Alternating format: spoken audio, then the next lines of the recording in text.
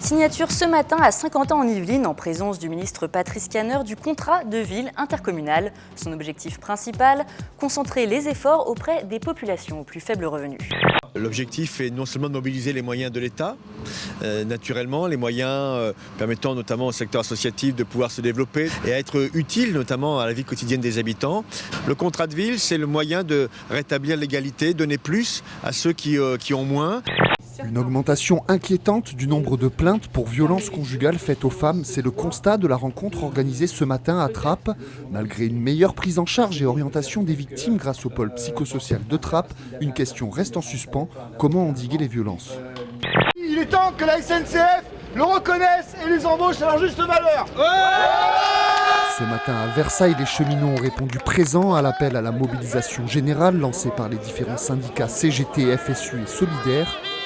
On veut faire des économies sur le dos des cheminots mais aussi sur le dos des usagers parce que c'est des gares fermées, c'est des gares et des trains qui sont déshumanisés, c'est des postes supprimés, c'est même des trains supprimés par manque de personnel. Aujourd'hui c'est la situation du service public ferroviaire sur la région parisienne. Enfin, les motards yvelinois également en colère. Samedi, ils étaient une centaine à manifester dans le département contre les mesures prises par la mairie de Paris, notamment l'interdiction pour les véhicules antérieurs à 2000 de circuler dans les rues de la capitale et l'abaissement de la vitesse. Partis de Saint-Germain-en-Laye à l'appel de la Fédération française des motards en colère des Yvelines, ils ont rallié Versailles à vitesse réduite. Vous êtes tous là, vous êtes tous avec nous pour soutenir Christophe et je pense que ça lui ferait plaisir. Donc merci. Les employés d'une entreprise de la commune de Plaisir ont décidé de s'unir pour sauver leurs collègues de travail. Christophe a 28 ans et lutte depuis 1 an et demi contre un sarcome, une forme de cancer.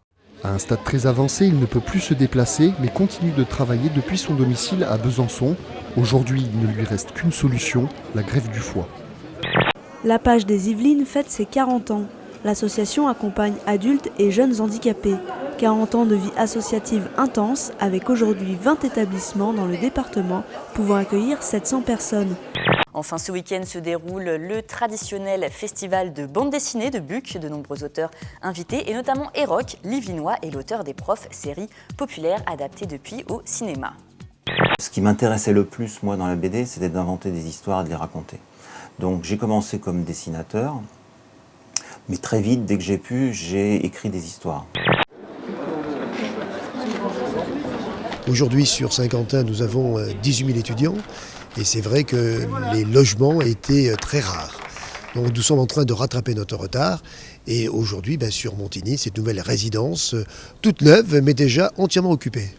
Ce sont 5 étudiants de 4e année qui l'ont créé. Ils en ont eu l'idée à la fin de leur 2e année. Et vous l'avez dit Florane, cette machine sert à rendre l'eau potable. Elle est destinée à un usage individuel. Elle peut produire 80 litres d'eau par heure. Ce projet, ça représente 6 mois de réflexion et de recherche et environ 3 à 4 mois de création. Il y a peut-être une future star de la NBA qui vient de Saint-Quentin-en-Yvelines. Retenez bien son nom, c'est Tommy Ségor. Ce basketteur ignimontain de 19 ans, licencié au club de Versailles, pourrait devenir dans les prochaines années le nouveau Tony Parker. Il vient d'être sélectionné pour intégrer pendant 1 an l'université de Cleveland.